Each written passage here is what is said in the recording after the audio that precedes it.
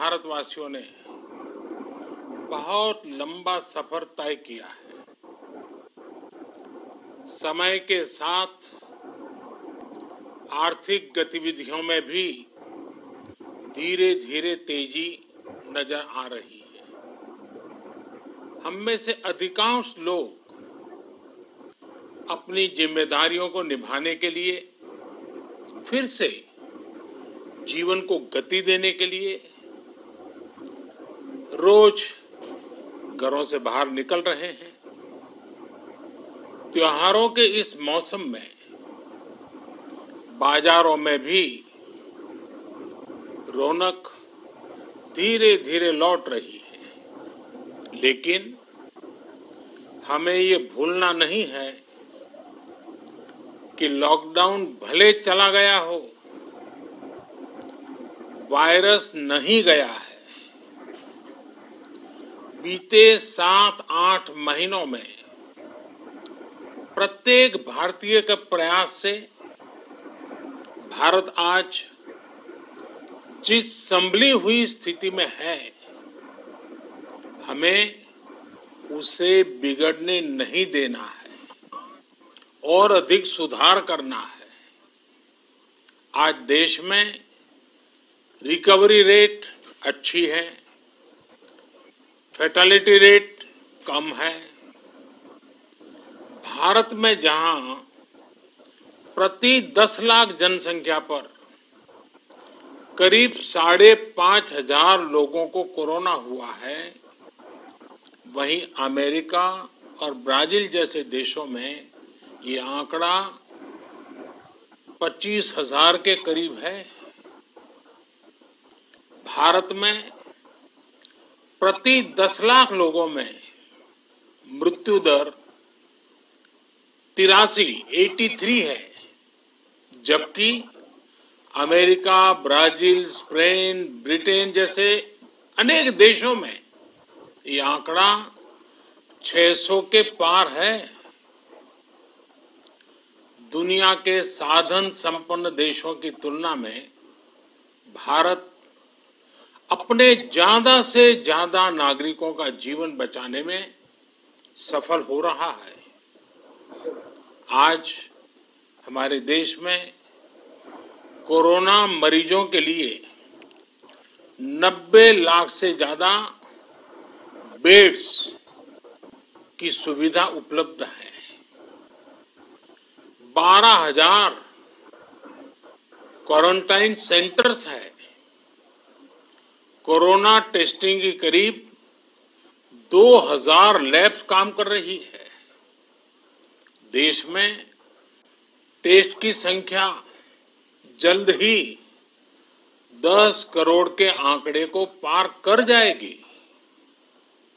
Covid महामारी के खिलाफ लड़ाई में टेस्ट की बढ़ती संख्या हमारी एक बड़ी ताकत रही है। सेवा परमो धर्म के मंत्र पे चलते हुए हमारे डॉक्टर, हमारे नर्सिस, हमारे हेल्थ वर्कर्स, हमारे सुरक्षा कर्मी और भी सेवा के भाव से काम करने वाले लोग इतनी बड़ी आबादी की निस्वार्थ सेवा कर रहे हैं। इन सभी प्रयासों के बीच ये समय लापरवाह होने का नहीं है। ये समय ये मान लेने का नहीं है कि कोरोना चला गया या फिर अब कोरोना से कोई खतरा नहीं है। हाल के दिनों में हम सब ने बहुत सी तस्वीरें, वीडियो देखे हैं जिनमें साफ दिखता है कि कई लोगों ने अब सावधानी बरतना या तो बंद कर दिया है या बहुत ढिलाई ले आए हैं। ये बिल्कुल ठीक नहीं है। अगर आप लापरवाही बरत रहे हैं, बिना मास्क के बाहर निकल रहे हैं, तो आप अपने आप को अपने परिवार को, अपने परिवार के बच्चों को, बुजुर्गों को उतने ही बड़े संकट में डाल रहे हैं। आप ध्यान रखिए, आज अमेरिका हो या फिर यूरोप के दूसरे देश, इन देशों में कोरोना के मामले कम हो रहे थे, लेकिन अचानक से फिर से बढ़ने लगे हैं और चिंताजनक वृद्धि हो रही है। साथियों, संत कबीरदास जी ने कहा है, पक्की खेती देखी के गर्व किया किसान, अजहू जोला बहुत है, घर आवे तब जान। अर्थात कई बार हम पक्की हुई फसल देखकर ही अति आत्मविश्वास से भर जाते हैं कि अब तो काम हो गया, लेकिन जब तक फसल घर न आ जाए तब तक काम पूरा नहीं मानना चाहिए। यही कबीरदास जी कह के गए हैं। यानी जब तक सफलता पूरी न मिल जाए, लापरवाही नहीं करनी चाहिए। साथियों, जब तक इस महामारी की वैक्सीन नहीं आ जाती, हमें कोरोना से अपनी लड़ाई को रत्ती भर भी कमजोर नहीं पड़ने देना है। बरसों बाद हम ऐसा होता देख रहे हैं कि मानवता को बचाने के लिए युद्ध स्तर पर पूरी दुनिया में काम हो रहा है।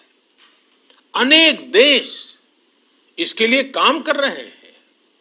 हमारे देश के वैज्ञानिक भी वैक्सीन के लिए जी जान से जुटे हैं। भारत में अभी कोरोना की कई वैक्सीन पर काम चल रहा है। इनमें कुछ एडवांस स्टेज पर है, आशास्पद स्थिति दिखती है। साथियों, कोरोना की वैक्सीन जब भी आएगी, वो जल्द से जल्द प्रत्येक भारतीय तक कैसे पहुंचे, इसके लिए भी सरकार की तैयारी जारी है। एक एक नागरिक तक वैक्सीन पहुंचे, इसके लिए तेजी से काम हो रहा है। साथियों, रामचरितमानस में बहुत ही शिक्षाप्रद बातें हैं, सीखने जैसी बातें हैं, लेकिन साथ साथ अनेक प्रकार की चेतावनियां भी हैं। जैसे रामचरितमानस में बहुत बड़ी बात कही गई है, रिपु रुज पावक पाप। रिपु रुज पावक पाप, प्रभु अहि गनीय न छोट करी। अर्थात आग, शत्रु, पाप यानी कि गलती और बीमारी, इन्हें कभी छोटा नहीं समझना चाहिए। जब तक इनका पूरा इलाज न हो जाए, इन्हें हल्के में नहीं लेना चाहिए। इसलिए याद रखिए, जब तक दवाई नहीं, तब तक ढिलाई नहीं। त्योहारों का समय हमारे जीवन में खुशियों का समय है, उल्लास का समय है। एक कठिन समय से निकलकर हम आगे बढ़ रहे हैं। थोड़ी सी लापरवाही हमारी गति को रोक सकती है, हमारी खुशियों को धूमिल कर सकती है। जीवन की जिम्मेदारियों को निभाना और सतर्कता, ये दोनों साथ साथ चलेंगे, तभी जीवन में खुशियां बनी रहेगी। 2 गज की दूरी, समय समय पर साबुन से हाथ धुलना और मास्क लगाना, इसका ध्यान रखिए। और मैं आप सबसे करबद्ध प्रार्थना करता हूं आपको मैं सुरक्षित देखना चाहता हूं, आपके परिवार को सुखी देना चाहता हूं। ये त्योहार आपके जीवन में उत्साह और उमंग भरे ऐसा वातावरण चाहता हूं और इसलिए मैं बार बार हर देशवासी से आग्रह करता हूं। मैं आज अपने मीडिया के साथियों से भी, सोशल मीडिया में जो सक्रिय हैं उन लोगों से भी बड़े आग्रह से कहना चाहता हूं कि आप जागरूकता लाने के लिए, इन नियमों का पालन करने के लिए जितना जन जागरण अभियान करेंगे, ये आपकी तरफ से देश की बहुत बड़ी सेवा होगी। आप जरूर हमें साथ दीजिए, देश के कोटि कोटि जनों को साथ दीजिए। मेरे प्यारे देशवासियों, स्वस्थ रहिए, तेज गति से आगे बढ़िए और हम सब मिलकर के देश को भी आगे बढ़ाएं। इन्हीं शुभकामनाओं के साथ नवरात्र, दशहरा, ईद, दीपावली, छठ पूजा, गुरु नानक जयंती समेत सभी त्योहारों की सभी देशवासियों को एक बार फिर से बहुत बहुत बधाई देता हूं। धन्यवाद।